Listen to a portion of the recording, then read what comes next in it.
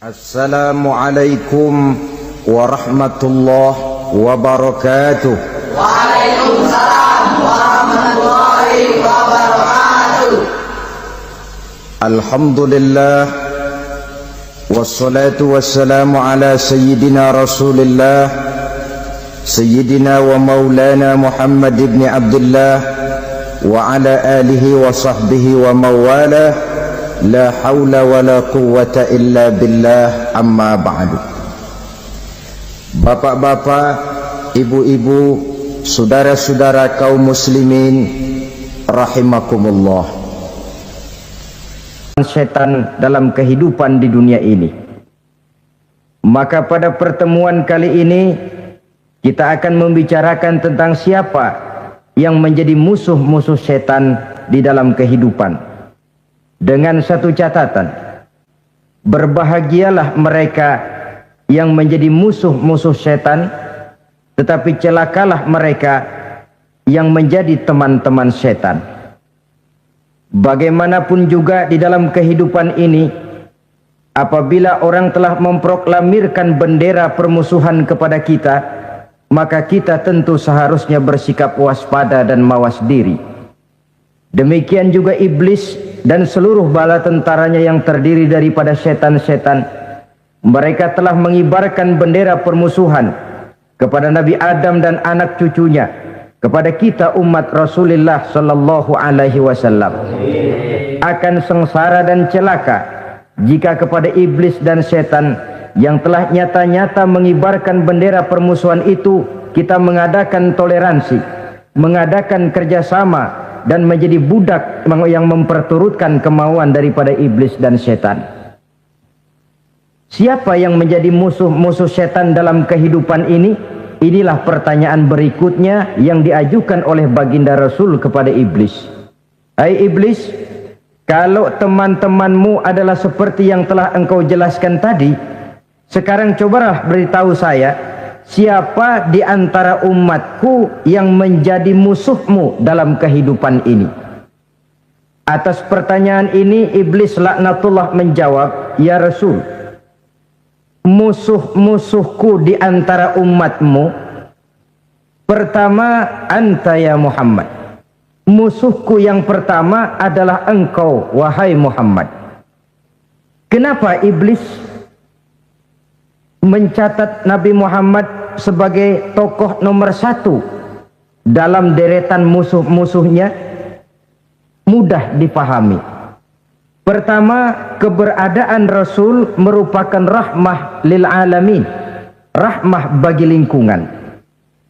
Yang kedua, beliau berfungsi menyelamatkan manusia dari tempat yang gelap gulita, dari tempat kesesatan menuju tempat yang terang benderang penuh berisi petunjuk dan hidayah dari Allah Subhanahu wa taala. Maka menurut iblis, inilah manusia perintang pertama atas segala daya dan usahanya menggelincirkan manusia ke jalan yang dimurkai oleh Allah Subhanahu wa taala. Kalau kita baca sejarah, risalah yang dibawa oleh Nabi Muhammad ini memang merupakan risalah yang membawa rahmah bagi alam sekitarnya. Ada sedikit perbedaan dengan risalah-risalah sebelum beliau. Sepertinya risalah yang dibawa oleh para rasul terdahulu itu mempunyai efek yang langsung pada kehidupan di dunia ini. Nabi Nuh misalnya menyampaikan agama. Hai umatku, ini agama. Umat menentang, turun banjir yang menenggelamkan orang-orang kafir. Azab diturunkan pada waktu itu juga, pada saat nabinya masih hidup. Jadi azabnya itu jenis cash, kontan. Nabi Soleh, hai umatku, ini agama. Mereka menolak, turun gempa bumi yang amat hebat menggulung orang-orang kufur. Nabi Musa, hai umatku, ini agama. Mereka menolak. Sebagian ditenggelamkan di Lautan Merah, sementara sebagian lain dikutuk menjadi monyet-monyet yang hina, seperti diceritakan dalam Al-Quranul Karim. Lain dengan Rasulullah Sallallahu Alaihi Wasallam. Bagaimanapun kurang ajarnya umat yang dihadapi oleh beliau, bagaimanapun menentangnya jamaah yang dihadapi oleh beliau, azab tidak turun sepanjang beliau masih hidup. Ini merupakan jaminan dari Allah, wa ma kana Allahu liyu'azzibahum wa anta fihim. Allah sama sekali tidak akan menurunkan azab selama engkau wahai Muhammad masih hidup di tengah-tengah umatmu. Jadi keberadaan Nabi Muhammad merupakan jaminan keselamatan bagi umatnya. Selama beliau masih hidup, azab tidak turun bagaimanapun kurang ajarnya umat. Di sini sedikit bedanya dengan nabi-nabi terdahulu. Juga perbedaan dalam pola dakwah. Nabi Nuh ketika dakwahnya ditolak oleh umat, keluar doanya meminta umatnya ditenggelamkan.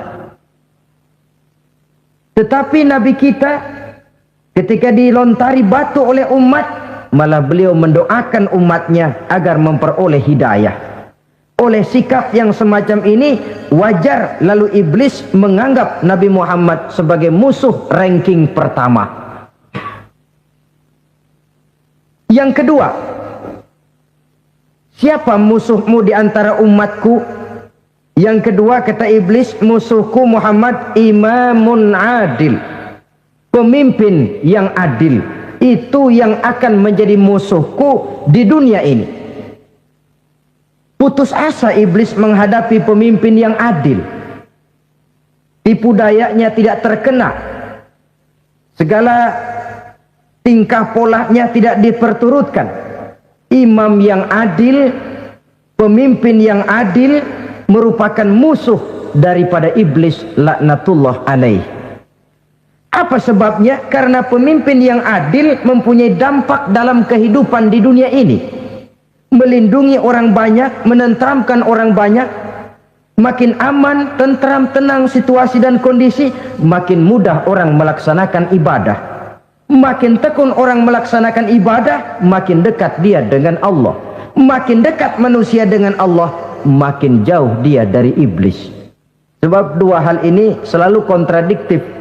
Jika kita jauh dari Allah, tentu dekat dengan iblis. Jika kita jauh dari iblis, harus dekat tentu dengan Allah. Dan begitu selanjutnya. Dalam kaitannya dengan kehidupan kita sekarang, saudara-saudara, inilah pentingnya membangun manusia pembangunan. Semua tugas-tugas besar, semua pekerjaan-pekerjaan yang baik harus berangkat dari niat yang baik, berangkat dari hati yang bersih. Siapapun adanya kita, apapun profesi kita. Yang jadi kiai, marilah berangkat dari niat yang bersih. Yang jadi mubalik, marilah berangkat dari niat yang bersih. Niatnya itu mau menghidupkan Islam atau mau cari hidup jual Islam. Kalau mau menghidupkan Islam, mari sama-sama kita berjuang. Tapi kalau mau cari hidup untuk dengan menjual Islam, minggir saja daripada nanti bikin malu. Yang mengurus masjid, mari berangkat dari niat yang bersih. Ngurus masjid itu niatnya mau menghidupkan masjid atau mau cari hidup di dalam masjid. Kalau mau menghidupkan masjid, mari. Tapi kalau mau mencari hidup di dalam masjid, tolong minggir saja daripada nanti bikin aib. Yang jadi orang alim, mari berangkat dari niat yang bersih. Jangan memperjualbelikan fatwa, yang halal dikatakan haram, yang haram jadi samar-samar, nanti membingungkan umat.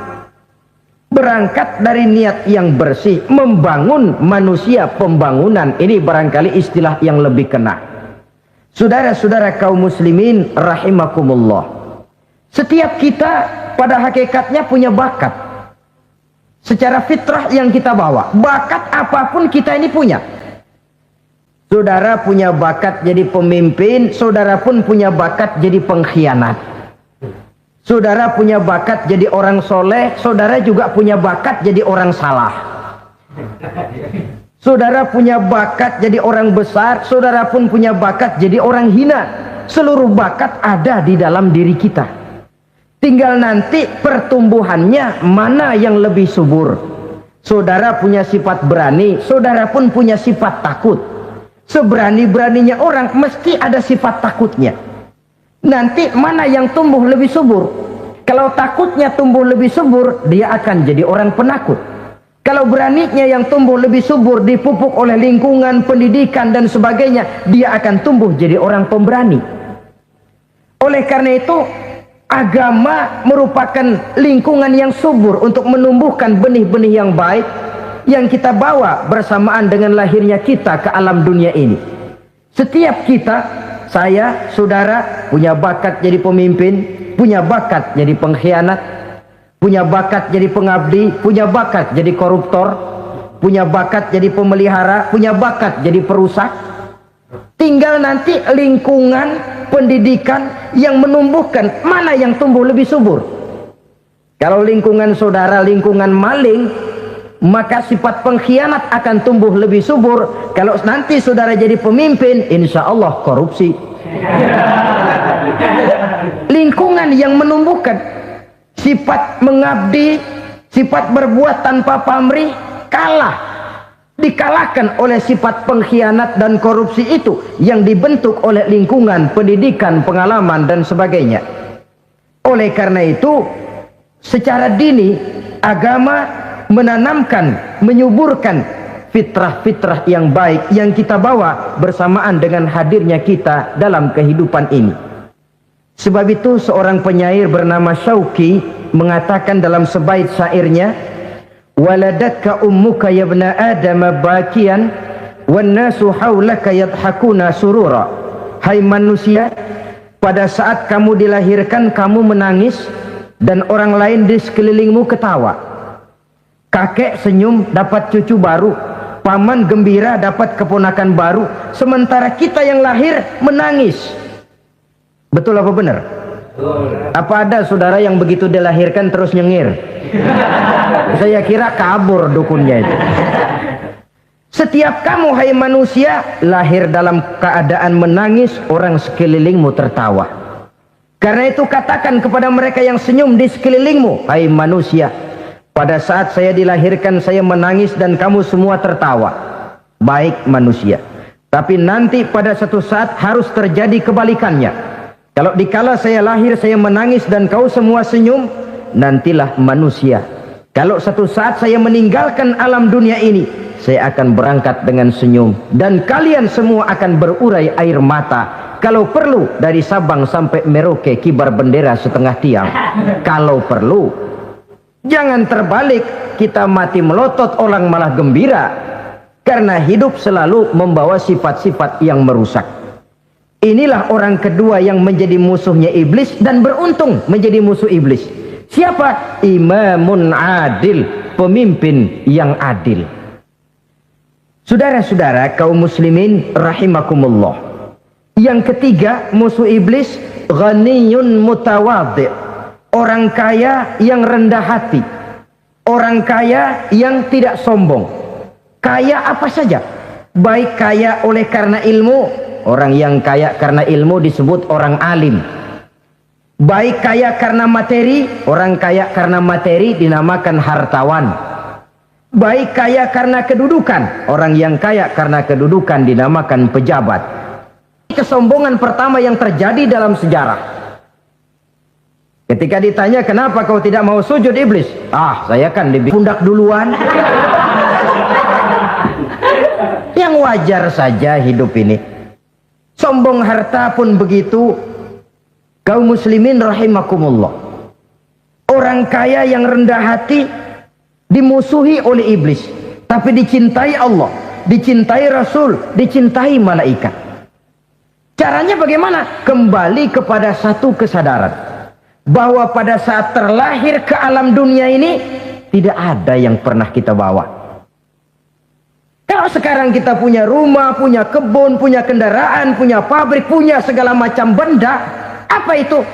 Titipan. Pada suatu saat akan diambil kembali oleh yang menitipnya. Kalau titipan itu pandai kita jaga, pandai kita syukuri, titipan akan makin banyak. Sama juga kita dalam kehidupan. Kalau orang bisa kita percaya, saya mau pergi ke luar negeri, rumah saya titip kepada tetangga. Saya pulang dari luar negeri, isi rumah tetap tidak berkurang, malah dibersihi, malah disapu, dihilangkan kotorannya. Tentu bukan main syukur saya, girang saya. akan bertambah kepercayaan saya untuk menitipkan apa saja. Ini makna la in syakartum la azidannakum wa la in kafartum inna azabi lasyadid. Kalau kamu pandai bersyukur, aku tambah nikmat. Tapi kalau kamu ingkar, azabku teramat pedih. Artinya apa? Nikmat bisa berubah menjadi azab kalau kita tidak pandai mensyukurinya. Ma'asyiral muslimin rahimakumullah, orang yang kaya ilmu lalu rendah hati, tidak selalu ingin menonjolkan diri. Ini kadang-kadang yang tanggung ini yang bikin berabe. Alim bener enggak, geblek bener juga enggak. Yang sedikit-sedikit mau nonjolin diri. Kalau enggak jadi imam enggak mau ke masjid, enggak jadi imam enggak mau ke musola. Pokoknya kalau enggak jadi imam marahan sama musola. Macam mana? Saudara-saudara kaum muslimin, rendah hati. Tidak selalu ingin menonjolkan, sebab orang yang selalu ingin menonjolkan dirinya biasanya orang yang kekurangan kepercayaan kepada kemampuan dirinya sendiri. Dia selalu ingin dinomorsatukan, dia selalu ingin ditempatkan pada ranking teratas. Dia tidak percaya diri. Orang yang percaya diri dapat bersikap wajar dalam kehidupan. Begitu juga kaya karena harta, dengan menyadari bahwa harta bagaimanapun banyaknya titipan dari Allah. Pada suatu saat akan kembali, dia harus dimanfaatkan sesuai dengan kehendak yang menitipnya. Begitu juga kaya oleh karena pangkat, kedudukan dan jabatan. Pada suatu saat jabatan itu akan hilang dari diri kita. Karenanya sering saya jelaskan bahwa pangkat di dunia ini yang paling tinggi pensiun. Titel yang paling akhir almarhum. Saudara setuju atau tidak, titel itu akan saudara dapat. Bagaimanapun kita cinta kepada pangkat, kedudukan, entoh pada akhirnya suatu saat akan sampai kepada posisi yang namanya pensiun. Kalau sadarlah kita kepada pemikiran ke arah sana, maka untuk mencapai kekayaan, baik kekayaan harta, kekayaan kedudukan, tidak lalu menghalalkan segala cara untuk mencapai tujuan, tapi dibatasi oleh norma dan kaedah yang harus dia taati, baik kaedah agama maupun kaedah bernegara. Inilah orang ketiga yang menjadi musuhnya iblis, orang kaya yang rendah hati, orang kaya yang tidak sombong. Yang keempat, saudara-saudara, tajirun shadiq, pedagang, pengusaha yang jujur. Iblis gedek betul, benci bukan main sama pengusaha, sama pedagang yang jujur, yang tidak ngurangi timbangan, tidak nipu pembeli, tidak barang yang jelek dibilang bagus, atau yang bagus di atas yang jelek di bawah, atau dicampur yang baik dengan yang jelek supaya kelihatan semuanya jadi baik. Semua orang ingin untung, tidak ada kecuali siapapun orangnya, dan itu wajar. Setiap manusia ingin mendapat keuntungan, kalau perlu dengan modal minimal mencapai keuntungan maksimal, seperti yang diajarkan oleh teori ekonomi. Itu kan yang namanya produktif kan. Satu usaha dinamakan produktif, bagaimana kita mengeluarkan modal minimal bisa mencapai keuntungan maksimal. Silakan. Bahwa manusia ingin untung itu insting, naluri, fitrah. Tidak ada orang yang mau rugi. Tapi cara mencapai keuntungan itu yang membedakan antara seorang muslim dengan yang bukan muslim. Sudah pernah saya sampaikan, apabila kaum pengusaha, para pedagang sudah dijangkiti penyakit yang tidak jujur, yang akan timbul adalah kekacauan ekonomi. Kekacauan ekonomi bisa menimbulkan revolusi sosial, dan revolusi sosial merupakan kiamat satu generasi. Semua kericuhan hampir bermuara dari perut, dan itu ekonomi. Orang nodong perut, orang korupsi perut. Ya walaupun korupsi kalau sudah kelas kakap tidak lagi sekedar urusan perut. Ya perut apa yang diurusin kalau korupsinya miliaran itu? Perut jin barangkali. Saudara-saudara kaum muslimin rahimakumullah.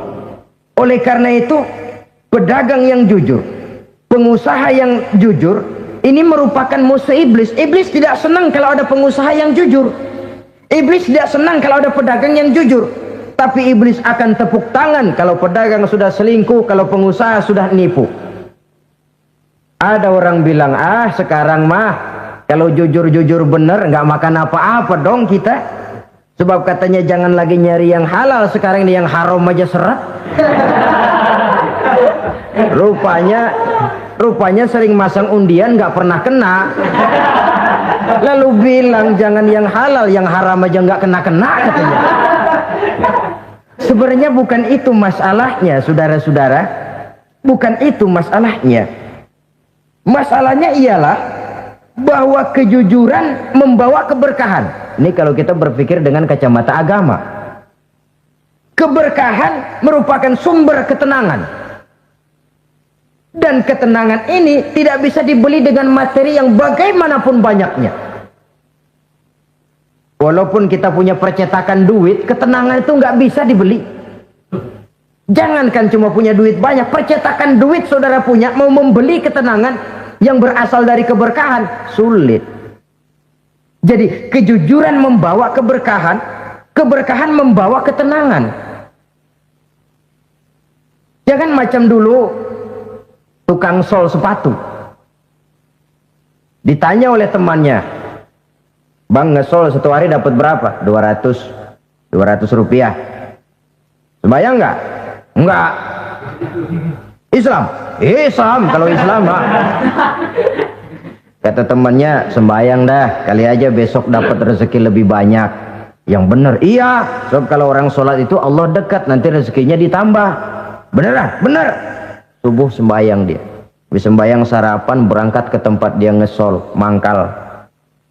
Dari pagi sampai jam 11 belum ada juga yang ngesol. Mulai bimbang hatinya. Katanya kalau sembayang rezeki tambah. Tadi sembayang subuh sampai gini hari belum ada yang ngesol. Cobaan kali, sabar. Datang sholat zohor. Habis zohor nunggu lagi, belum juga ada yang datang ngesol. Udah mau pulang hampir maghrib, baru datang satu orang dandanin sendal jepit putus.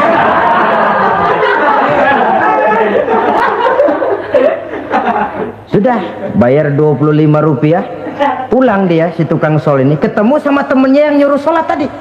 Ditanya, bagaimana penghasilan ini hari? Apa dijawab? Gua kapok deh sembahyang.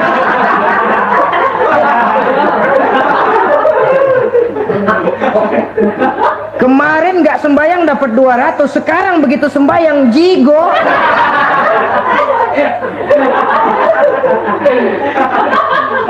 Dia tidak sadar bahwa dengan dari kacamata agama 25 rupiah yang membawa berkah jauh lebih baik ketimbang 200 uang panas. Dari kacamata agama 25 rupiah yang membawa berkah lebih baik daripada 200 rupiah tapi panas. Sebab panas menjauhkan kita dari ketenangan. Itulah sebabnya maka pedagang yang jujur, pengusaha yang jujur menjadi musuh setan dan beruntung. Sekarang jadi pengusaha jujur-jujur nggak dapat proyek Pak, kalau nggak bisa semir semur. Padahal agama sudah menjelaskan ar-rashi wal murtashi finnar. Orang yang nyogok dan orang yang disogok dua-duanya neraka. Kenapa? Join termasuk ta'awanu 'alal ismi wal 'udwan. Bertolong-tolongan dalam berbuat dosa dan kesalahan.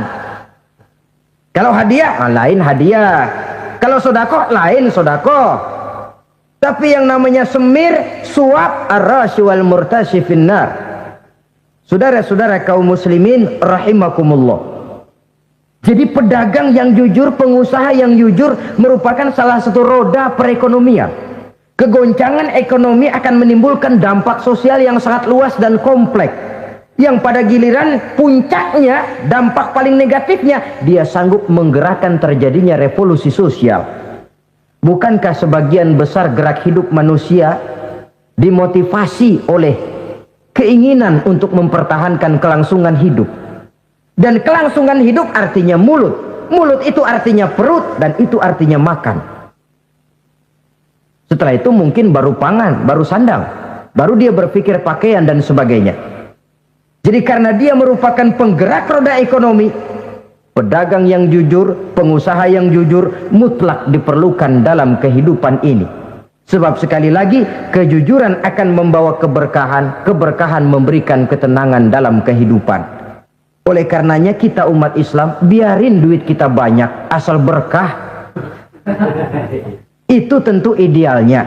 Ketimbang dikit tidak berkah, lebih baik ia banyak, ia berkah. Dan keberkahan itu datang lewat kejujuran. Kejujuran ini sudah dicontohkan oleh Rasul pada saat beliau berniaga ke negeri Syam. Percaya kepada sesuatu yang saya mengerti, sesuatu yang boleh dipelajari sejak TK sampai perguruan tinggi, sejak anak-anak sampai kakek nenek. Saya bukan percaya kepada sesuatu yang saya tidak mengerti tapi yang harus saya percaya. Saya justru percaya kepada sesuatu yang memang saya mengerti. Saudara-saudara, demikianlah bahwa Tuhan dalam Islam adalah Tuhan yang terbuka, rasional, boleh dipelajari sejak kakek-kakek sampai anak-anak, sejak TK sampai kepada perguruan tinggi. Lalu yang kedua, masih menurut kata dia, saya adalah pengagum Amerika, dia bilang.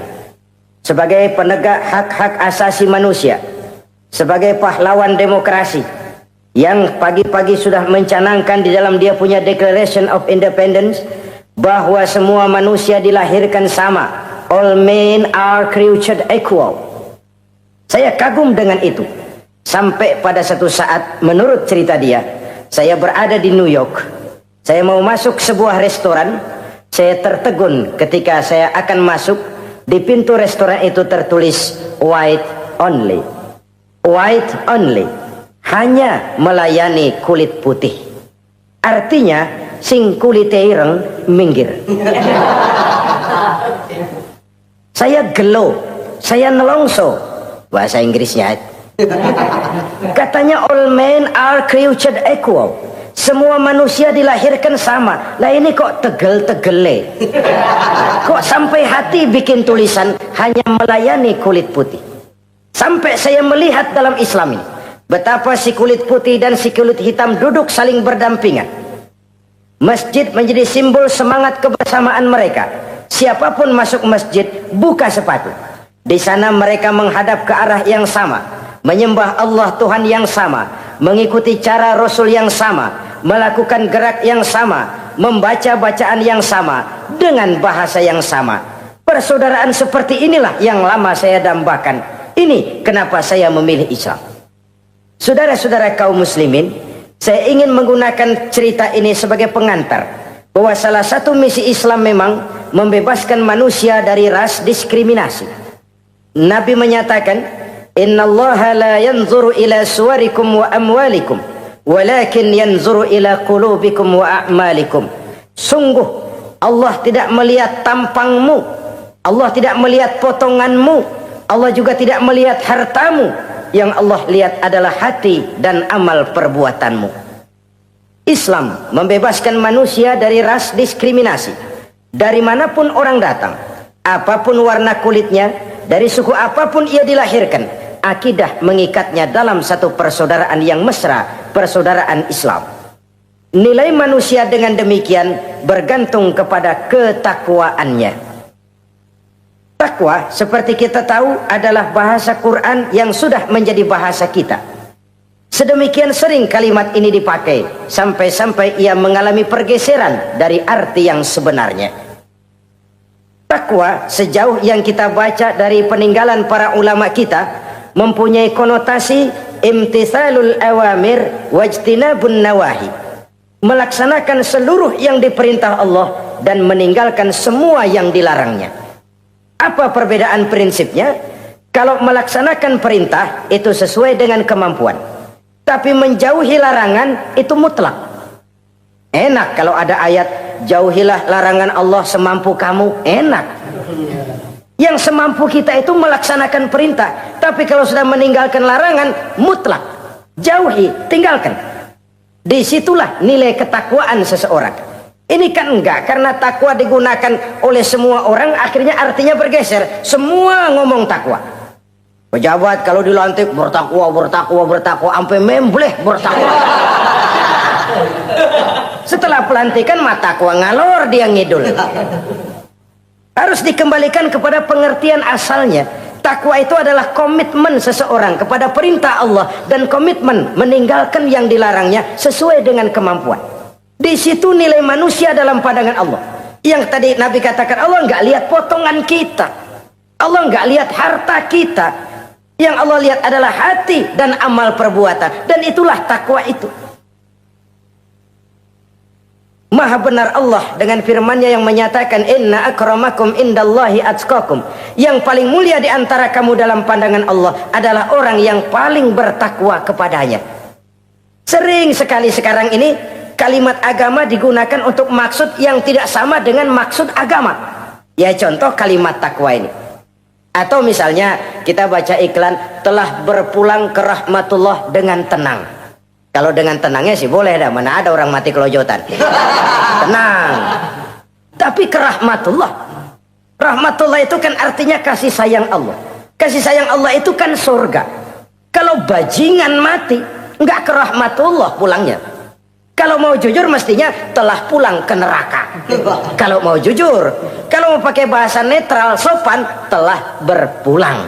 Begitu sajalah. Pulang kemana? Ya sesuai dengan amalan dia. Tapi kita kadang salah kaprah menggunakan kalimat rahmatullah untuk yang tidak baik. Termasuk di dalamnya penggunaan kalimat takwa ini. Padahal disinilah nilai manusia dalam pandangan Allah. Kalau manusia dinilai dari potongannya, bintang film nomor 1 masuk surga. Kalau manusia dinilai dari hartanya, konglomerat nomor 1, kita mau belakangan, buncit banget gitu. Allah maha benar. Yang paling mulia di antara kamu dalam pandangan Allah, yang paling bertakwa kepadanya. Nah, apa sih sifat-sifat orang takwa itu? Ini yang akan kita bicarakan pada pertemuan kali ini. Berangkat dari surah Al-Baqarah ayat 3 sampai dengan ayat 5. Kita akan melihat 5 tanda orang-orang takwa itu. Apa dia? Pertama, allazina yu'minuna bil ghaib. Orang yang bertakwa adalah orang yang beriman kepada hal-hal yang gaib. Kita tahu bahwa yang ada ini kan cuma 2 saja pada hakikatnya. Pertama Allah, dan yang kedua alam. Allah adalah apa yang selain alam. Yang selain alam itu ya Allah namanya. Allah itu bukan alam, dan alam bukannya Allah. Allah disebut Khalik, alam disebut makhluk. Kemudian alam ini kan ada 2 macam. Ada alam nyata, ada alam gaib. Ada alam syahadah, ada alam gaib. Alam nyata kita sebut dengan alam fisika, dan alam gaib kita namakan dengan alam metafisika. Termasuk dalam alam gaib ini kita wajib beriman. Akhirat, alam gaib, kita percaya akhirat itu ada. Alam kubur, alam gaib, kita yakini keberadaannya. Malaikat, alam gaib. Jin, alam gaib. Setan, genderuwo, memedi, kuntilanak, tuyul. Kita percaya kepada iblis, percaya bahwa iblis itu ada. Kita percaya kepada malaikat, percaya bahwa malaikat itu ada. Dan kepercayaan ini sudah nature. Kalau kita lihat dalam dunia animisme, orang dahulu menyembah pohon sebenarnya kan karena dia percaya bahwa pohon punya kekuatan.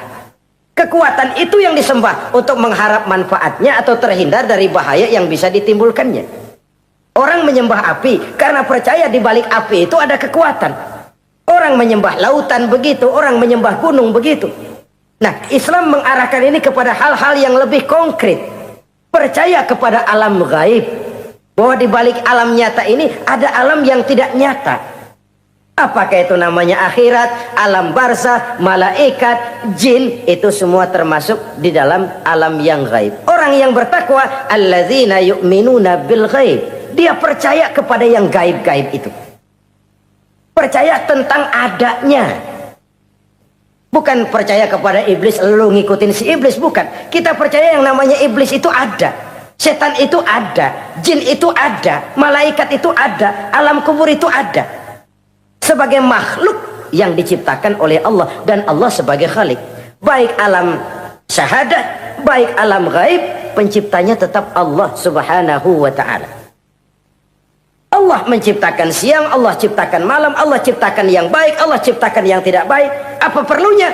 Ada manfaatnya untuk keseimbangan dalam alam ini. Manusia kan diberikan kebebasan, bahwa segala sesuatu sudah ditentukan Allah memang, tapi kan tidak diberitahukan ke kita. Alam naj'al lahu 'ainaini wa lisana wa syafatain. Bukankah kami berikan kamu dua mata, dua telinga, lidah? Bukankah kami berikan kamu kemampuan untuk berpikir? Kami berikan tunjukkan dua jalan, yang baik, yang tidak baik. Kira-kira, manusia, ini jalan kebaikan, akhirnya akan sampai ke surga. Ini jalan kejahatan, akhirnya akan sampai ke neraka. Silakan kamu memilih. Agar kamu tidak salah pilih, kami berikan otak. Kami turunkan Rasul, kami turunkan wahyu, kami turunkan agama. Kalau sudah semikian komplitnya masih salah pilih juga, emang dasar rezeki bonyok. Dikasih otak, diturunkan nabi dan rasul, diturunkan wahyu, ditunjukkan jalan kebenaran. Malahan kata Imam Mustafa Al-Maraghi, Allah memberikan petunjuk kepada kita itu bertahap. Pertama diberikan yang namanya hidayatul ilham, insting. Insting ini tingkatan dasar yang sangat diperlukan oleh manusia. Kita bisa lapar, kita bisa sedih, kita bisa gembira, kita bisa nangis, kita bisa ketawa. Nggak ada yang ngajarin. Belum pernah saya melihat ada kursus ketawa, belum pernah.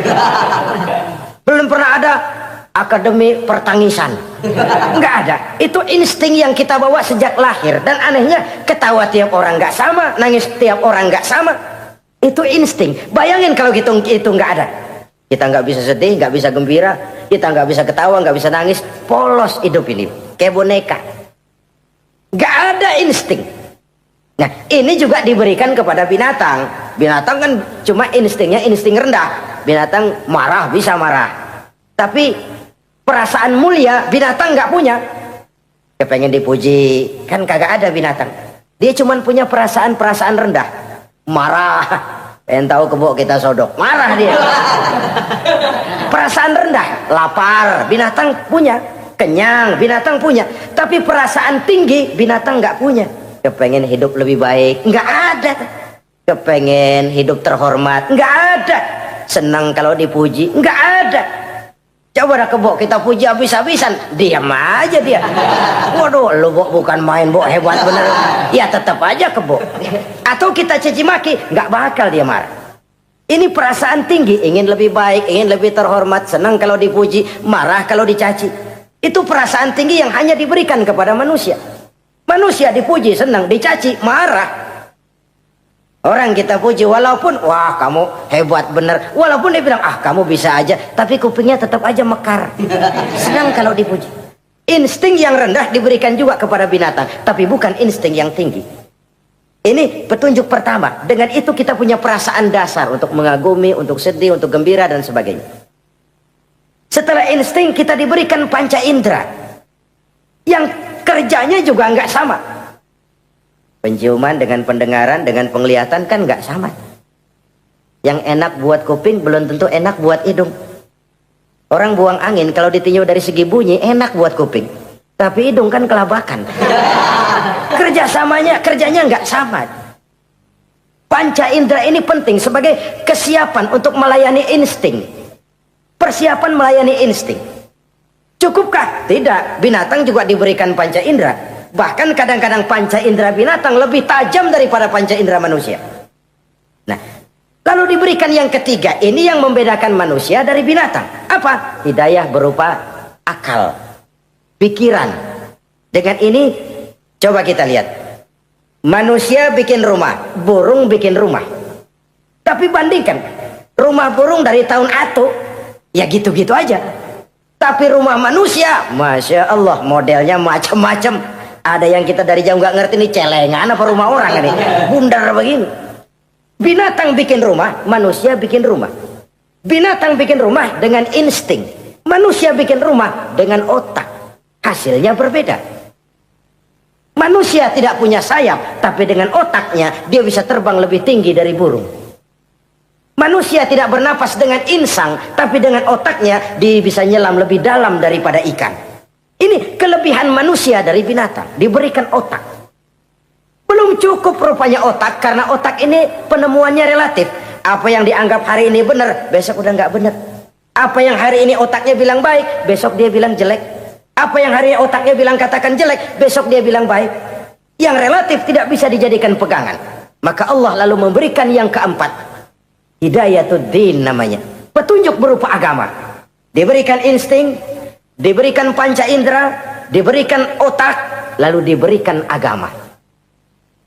Turun para rasul yang 25 itu yang merupakan mata rantai yang berkaitan, tidak terpisah. Misi samawi, semuanya sama bersumber dari Allah yang satu itu. Setelah agama datang, masih ada yang lebih penting. Apa? Hidayah yang disebut taufik. Persesuaian kehendak antara kita dengan Allah. Kalau taufik tidak datang, kalau taufik tidak dapat, Kan'an saja anak Nabi Nuh kufur. Anak Nabi tidak dapat taufik namanya itu. Agama turun, bapaknya Nabi. Bapaknya Nabi. Azar, ayahnya Nabi Allah Ibrahim, tidak mendapat taufik. Lalu Abu Jahal, Abu Lahab, pamannya Nabi, tidak mendapat taufik. Lalu istrinya Nabi Lut tidak mendapat taufik.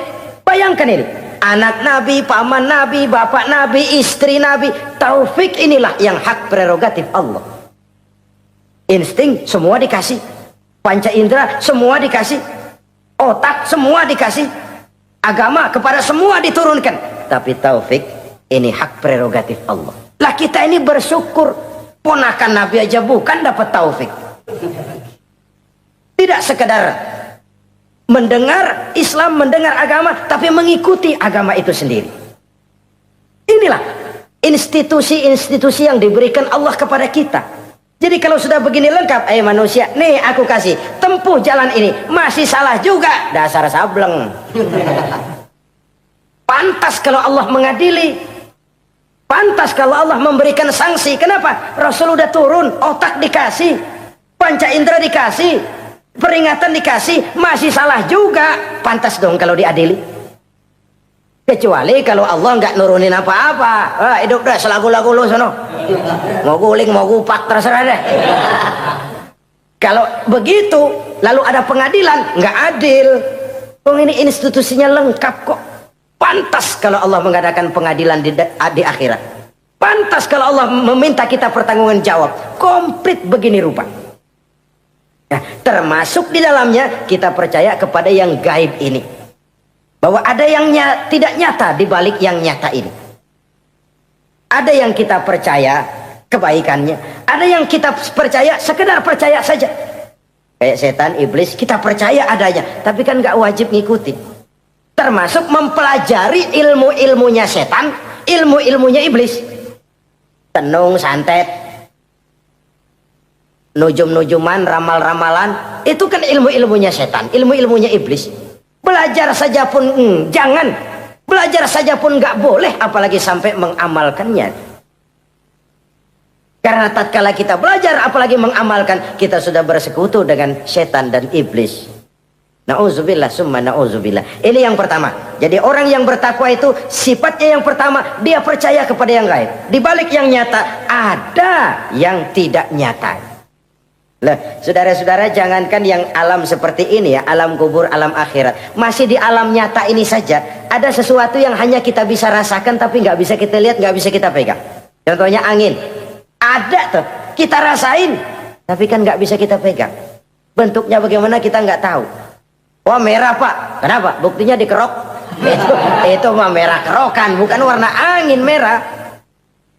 Sesuatu yang ada tapi hanya bisa kita rasakan. Pedas, makan cabai pedas. Pedas itu ada, tapi kan abstrak. Mana sih pedasnya? Nggak bisa kita pegang, nggak bisa kita lihat, tapi kita rasain. Oh, itu yang hijau mah cabai mang. Pedasnya mana pedasnya? Sesuatu yang cuma ada rasa, tanpa bentuk, tanpa bisa kita jamah. Ini satu langkah untuk mengantar kita memahami yang gaib. Yang masih dalam alam nyata saja ada sesuatu yang kita cuma merasakan adanya, tapi kita nggak bisa lihat, kita nggak bisa pegang. Makanya ada orang tanya, Pak, itu kalau orang mati dibacain Fatihah di sono apa pahalanya nyampe tuh? Saya jawab, kalau ente nggak percaya mati dulu dah. Mati dulu, bacain Fatihah, tungguin di sono. Kalau nggak nyampe balik lagi kemari. Long bagaimana hal-hal yang kayak begitu? Wong sholat saja kita nggak tahu sholat kita diterima atau tidak oleh Allah. Kita puasa, kita hanya melaksanakan. Allah mau terima apa tidak kita nggak tahu. Itu yang nyata-nyata, apalagi sudah berkaitan dengan hal-hal yang gaib. Ini sifat yang pertama, orang yang bertakwa, alladzina yu'minuna bil ghaib, dia percaya kepada yang gaib. Alam kubur itu ada, alam akhirat ada, malaikat ada, jin ada, surga ada, neraka ada, dan lain sebagainya. Satu. Yang kedua, orang yang bertakwa itu wa yuqimunas shalah. Setelah percaya kepada yang gaib, mereka juga mendirikan sholat. Nah, mari kita lihat ayatnya. Selalu yang berkaitan dengan sholat itu kalimatnya yuqimunas shalah, mendirikan sholat, bukan mengerjakan. Gak ada ayat i'malis sholah, if'alis sholah, kerjakan sholat, gak ada. Selalu aqimis sholah, dirikan sholat. Kenapa? Kata para ulama, kalimat mendirikan ini mengandung makna istimrar, mengandung arti kontinuitas, ada kelanjutan. Mendirikan sholat artinya mengerjakan sholat dengan betul, selesai sholat, ajaran sholat diterjemahkan dalam kehidupan. Itu artinya mendirikan sholat. Nah, kalau dilihat dari sisi ini, banyak di antara kita yang sudah mengerjakan sholat, tapi belum mendirikan sholat. Sebab mendirikan istimrar, ada kesinambungan. Selesai sholat, ajaran sholat diterjemahkan di tengah-tengah kehidupan bermasyarakat. Sehingga sholatnya punya refleksi. Sholatnya punya bias dalam membentuk kepribadian dirinya. Ini kadang-kadang rancu. Yang sembahyang dia, yang nyolong dia. Yang baca Quran dia, yang fitnah orang dia. Yang sedekah dia, yang nyolong dia juga. Ansip bingung bagaimana mutusinnya. Kalau mendirikan sholat mengandung arti kesinambungan, selesai sholat, ajaran sholat diterjemahkan dalam kehidupan. Apa? Banyak tentunya. Misalnya sholat melahirkan sikap rendah hati, melahirkan keikhlasan, melahirkan sifat jujur, melahirkan sifat disiplin, dan lain sebagainya. Dan itu diterjemahkan dalam kehidupan. Kita lihat, ini anggota badan kita yang paling terhormat kan kepala. Kalau bercanda sama teman, dipegang tangan, kita masih senyum. Dipegang kaki, kita masih senyum. Tapi kalau pala dikeplakin, jengkel bukan main. Kenapa? Al-Mukarram itu adanya di sini. Otak, di kepala. Tapi kepala yang kita hormati ini ketika sujud dengan di hadapan Allah sama rendahnya dengan telapak kaki kita. Allahu Akbar. Yang besar cuma Allah. Manusia, kepala sama rendah dengan telapak kaki. Kesadaran ini membias, selesai sholat, kembali ke masyarakat, sombongnya hilang. Apalagi ikhlas. Sholat itu kan lillahi ta'ala. Orang mau puji apa tidak, enggak soal. Orang mau bilang ini, mau bilang itu, soal lain. Yang penting ini saya kerjakan lillahi ta'ala, karena Allah saja, bukan karena yang lain. Disiplin. Sehari semalam 5 kali kita lapor kepada Sang Maha Komandan. Bagaimana tidak akan tercegah dari perbuatan yang keji dan munkar? Seorang prajurit saja, kalau sehari semalam 5 kali dia lapor kepada komandannya, saya yakin dia tidak akan sempat melaporkan yang tidak baik. Pantas kalau Al-Quran memberikan jaminan sholat mampu mencegah manusia dari perbuatan yang keji dan munkar. Masih ada yang tanya, Pak, katanya sembahyang mencegah orang berbuat jahat. Iya, teman saya kok sembahyang nyolong ayam. Bagus, sembahyang nyolong ayam. Coba nggak sembahyang, nyolong motor. Gedean lagi yang dicolong. Dan sebenarnya itu bukan jawaban, itu cuma logika saja.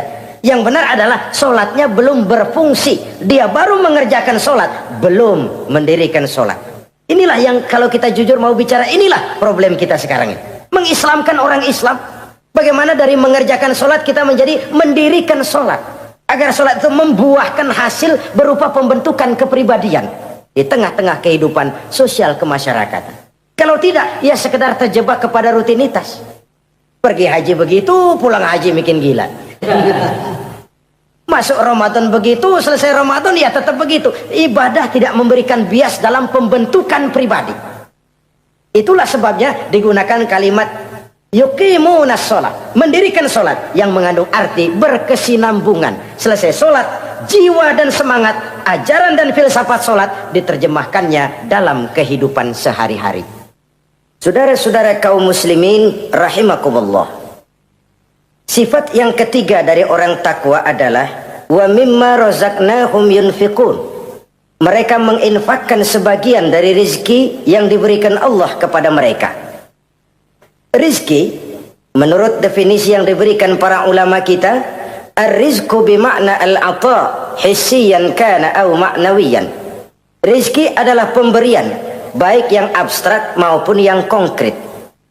Selama ini kita sering mengartikan rizki hanya dalam bentuk uang, sehingga rizki kita dibatasi oleh pengertian kita sendiri. Padahal tidak cuma uang, ilmu adalah rizki, jabatan dan kedudukan adalah rizki, otoritas dan wibawa juga rizki, anak, istri, suami juga rizki.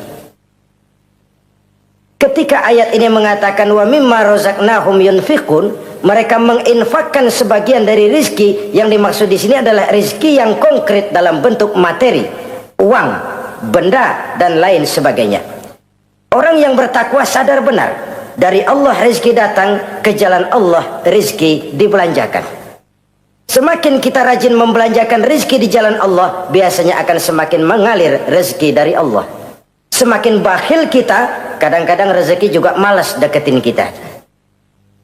Yang keempat, orang yang bertakwa itu alladzina yu'minuna bima unzila ilaika wa ma unzila min qablik.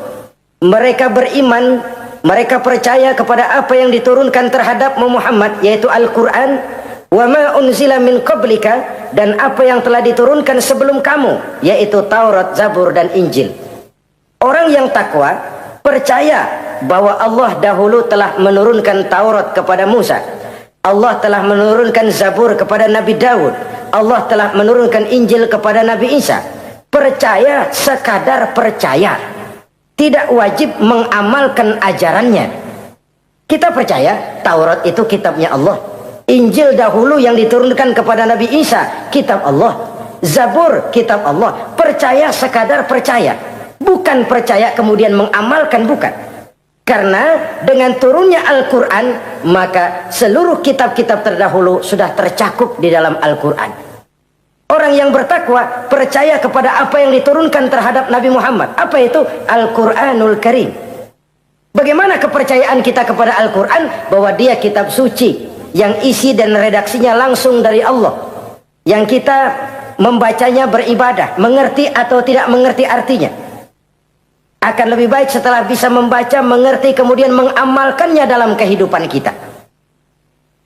Saudara-saudara, kalau kita adakan konteks ini di mana-mana, modernisasi, globalisasi, kemajuan sering membawa pergeseran nilai.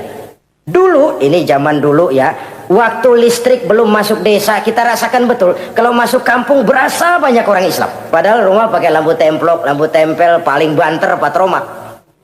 Tapi kita masuk kampung berasa kok banyak orang Islam. Kenapa? Suara Al-Quran kedengaran dari rumah-rumah. Kenapa? Ada anak-anak muda lagi latihan baca barzanji. Kenapa? Ada patayat, santri-santri wanita lagi baca sholawatan. Kenapa? Nenek-nenek lagi ngapalin sifat 20 sembari nyisik. Wujud artinya ada, maka mustahil zaman dulu. Terjadilah modernisasi, listrik masuk desa. Apa yang kita lihat? Rumah pada terang. Terus televisi main gede-gedean.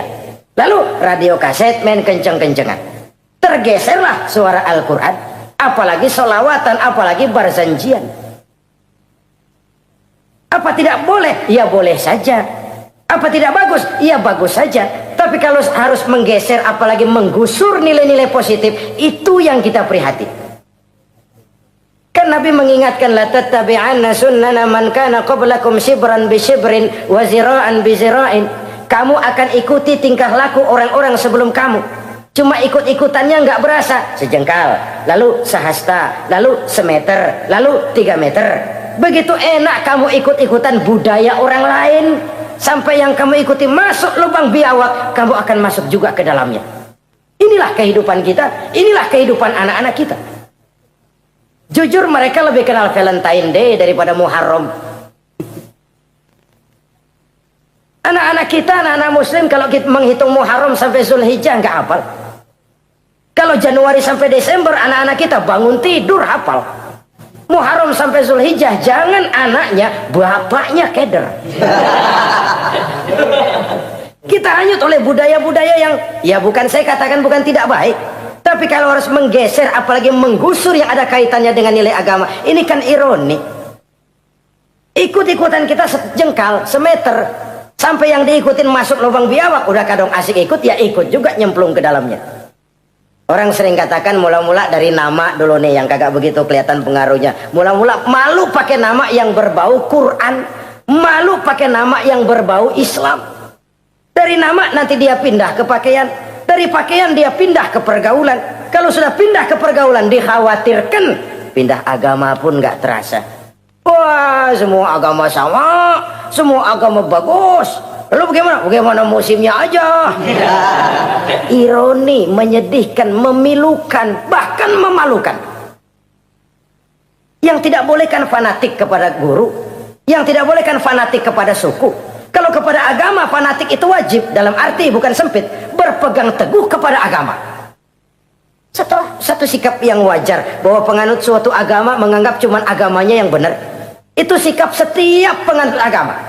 Orang Kristen begitu, orang Hindu begitu, orang Buddha begitu. Kenapa kalau orang Islam begitu lalu dianggap ekstrim? Sebagai Muslim saya yakin cuma Islam yang benar. Kristen juga akan bilang begitu. Kristen yang benar, Buddha juga akan bilang begitu. Ini fanatisme dan wajar penganut suatu agama menganggap cuma agamanya yang benar. Yang lain juga bersikap begitu. Tapi kalau Islam saja yang bilang ekstrim katanya. Dunia internasional sendiri kadang-kadang, kalau sudah ekstremis, teroris, kok cepat sekali alamatnya ke Islam. Saudara-saudara kaum muslimin, rahimakumullah. Saya kembali kepada soal kita. Begitu enak kamu ikut-ikutan, yang kamu ikuti masuk ke lubang biawak, kamu akan ikut juga masuk ke dalamnya. Maka hati-hati bergaul, maka hati-hati memilih teman, maka baik teman pergaulan, lebih-lebih teman hidup. Karena orang sering bilang cinta itu love is blind katanya ya. Cinta itu kotok, cinta itu buta, cinta itu lamur, nggak bisa bedain coklat, nggak bisa bedain yang lain-lain. Orang sering kehilangan pertimbangan. Demi cinta akidah terjual, demi cinta akidah tergadai. Tidak ada kemalangan yang paling malang kecuali kalau kita harus berpisah dengan akidah. Sebab itu modal dasar. Nah, orang yang bertakwa, dia beriman kepada Al-Quran. Beriman kepada Quran artinya apa? Menjadikan Quran sebagai imam dan dia sebagai makmum. Konsekuensinya, makmum harus ikut imam. Selain Quran, dia percaya kepada Injil, kepada Zabur, kepada Taurat. Dilihat dari sudut ini, umat Islam itu lebih toleran loh. Orang lain yang megang Injil nggak bakal percaya kepada Quran. Orang lain yang memegang Taurat nggak akan percaya kepada Quran. Tapi orang yang megang Quran, dia percaya kepada Injil, dia percaya kepada Taurat. Dari sudut ini kan kita lebih toleran. Allah dahulu menurunkan Injil kepada Isa. Yang Injil itu yang kita percaya. Yang Allah turunkan kepada Isa. Yang Allah turunkan Taurat kepada Musa. Bukan yang telah terkena intervensi dan investasi manusiawi. Dan percaya pun terbatas percaya kepada adanya, bukan kepada mengamalkannya. Kenapa? Karena ordenya udah lewat. Kita percaya Bung Karno adalah presiden pertama Republik Indonesia. Tapi kan udah lewat. Udah lewat. Kita percaya Bung Karno presiden pertama Republik Indonesia. Tapi kan udah lewat, udah selesai. Begitulah kita mempercayai Taurat, mempercayai Injil. Ada, kita percaya, tapi kan udah selesai misinya. Yang berlangsung sampai akhirat nanti adalah Al-Quranul Karim. Orang yang bertakwa meyakini itu. Ini yang keempat. Yang kelima, wabil akhirati hum yuqinun. Mereka yakin orang bertakwa ini kepada adanya akhirat. Kalau itu kan gampang, semua orang juga yakin. Loh, bukan sekedar yakin, sekedar percaya. Yalah, percaya kepada Allah, percaya kepada akhirat, pokoknya percaya. Bagaimana? Ya begitu, pokoknya percaya. Bukan itu. Kepercayaan yang memberikan refleksi. Iya ya, akhirat ada. Ada hidup sesudah mati, ada akhirat sesudah dunia. Saya memang benar kepengen cepat kaya, tapi kalau nipu orang nanti di akhirat bagaimana? Ini loh. Saya memang benar kepengen cepat naik pangkat, tapi kalau mesti jilat atas injak bawah, sikut kiri kanan, teman jadi lawan, lawan jadi teman, di akhirat saya bagaimana? Ini loh percaya akhirat itu. Saya memang benar kepengen cepat kaya, tapi kalau makan renten nanti di akhirat bagaimana? Kepercayaan yang mewarnai gerak kehidupan. Kalau percaya sekedar percaya, yang buta campur budak juga percaya akhirat ada. Tapi kan kepercayaan yang memberikan refleksi, mewarnai gerak hidup kita. Loh, enggak gitu. Orang yang percaya akhirat itu gayanya enggak gitu. Orang yang percaya akhirat itu sikapnya enggak gitu. Orang yang percaya akhirat jalannya enggak gitu. Orang yang percaya akhirat ngomongnya enggak asal ngomong. Kepercayaan yang memberikan refleksi terhadap gerak hidup.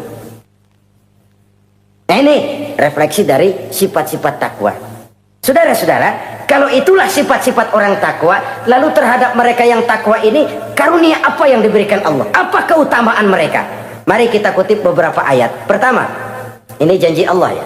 Wa may yattaqillaha yaj'al lahu makhraja. Siapa yang bertakwa kepada Allah, maka ia akan diberikan jalan keluar dari segala macam kesulitan. Masya Allah. Orang takwa itu kan orang yang dekat dengan Allah. Kalau sudah dekat dengan Allah, everything is running well. Apa yang nggak selesai? Impossible, kata otak. Tidak mungkin, kata rasio. Mana bisa menurut kebiasaan. Tapi orang yang takwa selalu saja ada jalan keluar, selalu diberikan Allah jalan keluar. Ini yang faktor yang irasional, faktor yang non komputer, faktor yang samawi. Allah yang mau, ada saja jalan keluar. Coba. Waktu terjadi peristiwa hijrah, Masya Allah, Rasulullah itu sudah dikepung rapat rumahnya, pagar betis. Jangan manusia, tikus saja nggak bisa lewat. Rapat di pagar betis. Kesepakatan sudah jelas, membunuh Muhammad bersama-sama. Apa yang terjadi? Ketika Nabi keluar, buka pintu, وَجَعَلْنَا مِنْ بَيْنِ أَيْدِيهِمْ شَدَّةً وَمِنْ خَلْفِهِمْ شَدَّةً فَأَغْشَيْنَاهُمْ فَهُمْ لَا يُبْصِرُونَ. Di depan, belakang, di kiri, kanan mereka kami jadikan dinding, kami butakan mereka. Mereka enggak lihat Muhammad keluar dari rumahnya. Allah berikan jalan keluar. Padahal Quraisy siaga satu, pita merah, apel siap, mata menteleng, Nabi lewat enggak kelihatan. Persis ikan bandeng. Ikan bandeng kan melotot, colok diam aja, enggak lihat apa-apa. Yaj'al lahu makhraja. Allah berikan jalan keluar dari berbagai macam kesulitan. Sesuatu yang menurut kita, aduh udah dah, nyerah dah, nggak bisa dah. Tapi orang yang takwa kepada Allah, Allah janji, Allah lah yang janji ini. Yaj'al lahu makhraja. Allah akan berikan jalan keluar dari segala macam kesulitan. Kenapa? Dia dekat dengan Allah. Orang yang kayak begitu yang kita takut itu. Doanya ngebul, kata anak-anak. Permohonannya didengar, ratapannya dipenuhi. Allah berikan dia jalan keluar, ada saja jalan keluarnya. Ini keistimewaan pertama dari orang yang takwa itu. Lah kalau Allah yang ngasih jalan keluar, siapa yang bisa mencegah jalan orang kayak begitu? Di pagar betis lolos, di Gua Sur Quraisy sampai ke Gua Sur mencari Nabi. Kalau mereka nengok aja kelihatan. Apa yang terjadi? Dilalah, dadakan. Burung bertelur di bibir goa, laba-laba bikin sarang di bibir goa. Quraisy mikir kalau Muhammad masuk kemari telur berantakan, rumah laba-laba hancur nih, nggak mungkin dia ke sini, cari ke tempat lain.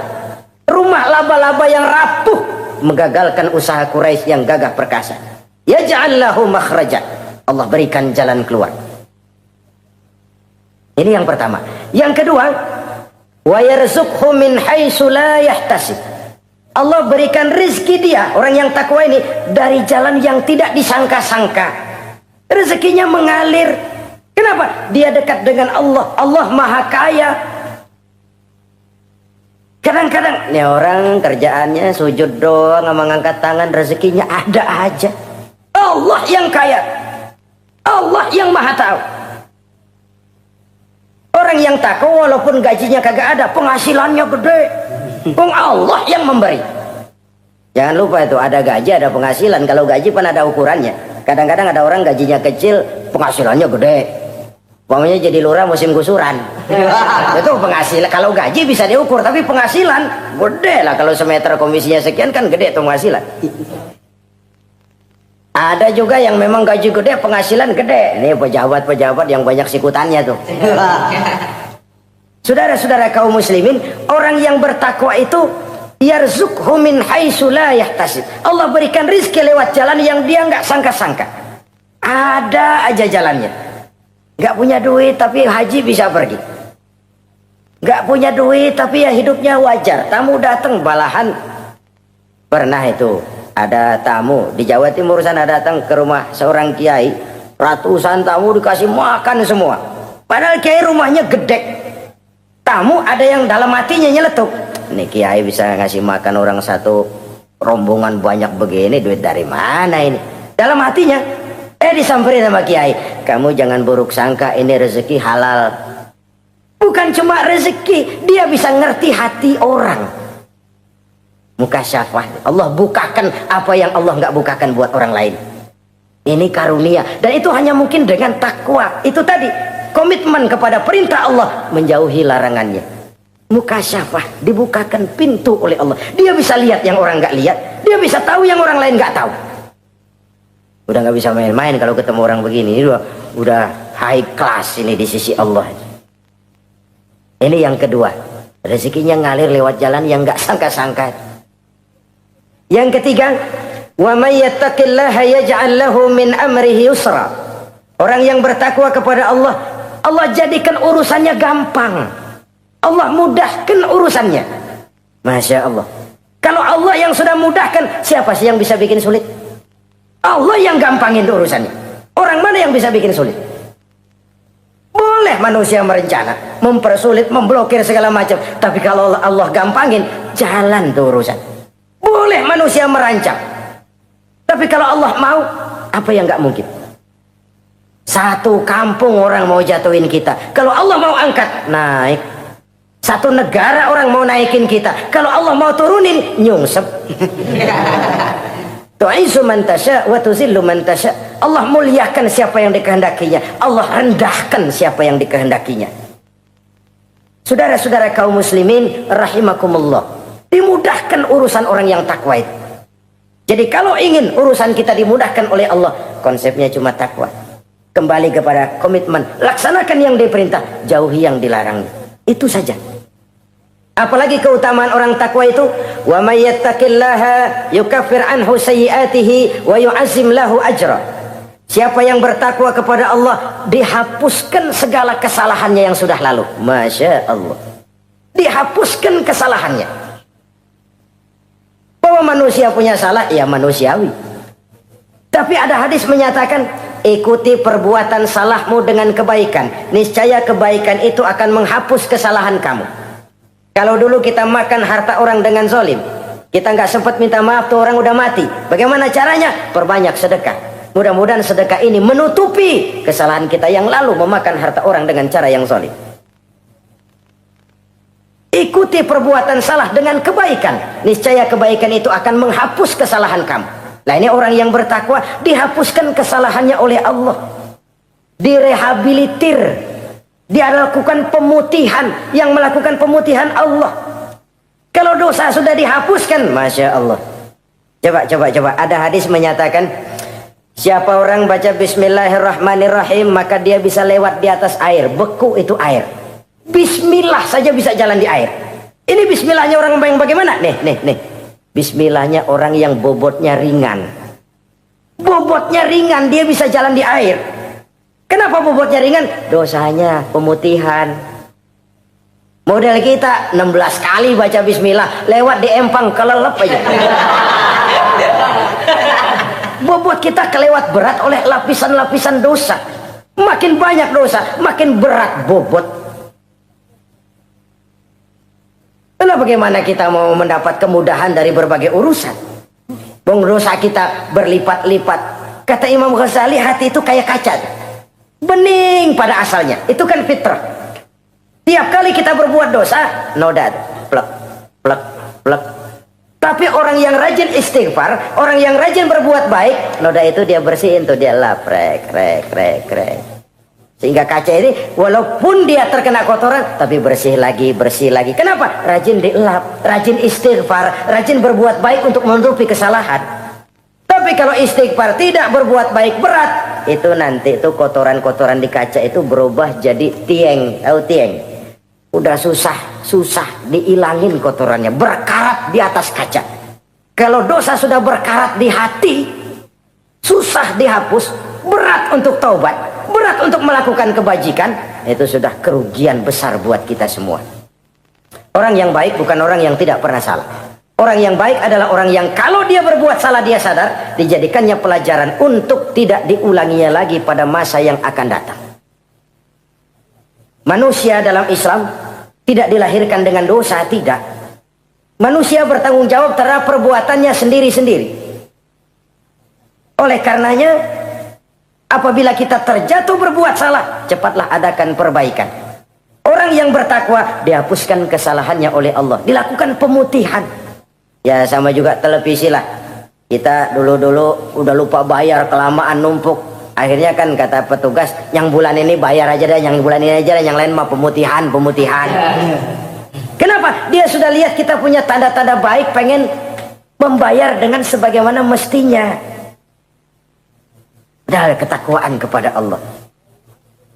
Lalu wa yu'azzim lahu ajra.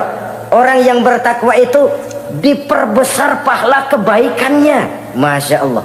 Sudah dosa dihapus, dia diampuni, diputihkan, kebaikannya dilipat gandakan pahalanya. Padahal kita semua sama-sama maklum. Inilah kenikmatan Islam. Kalau kita berbuat jahat, dibalas dengan yang setimpal. Kalau kita berbuat baik, dibalas berlipat ganda. Wallahu yudha'ifu liman yasha. Allah melipat gandakan pahala kebaikan bagi orang yang dikehendakinya. Alangkah pemurahnya Allah. Dosa kebaikan berlipat ganda, dosa kesalahan seimbang dengan kesalahan itu.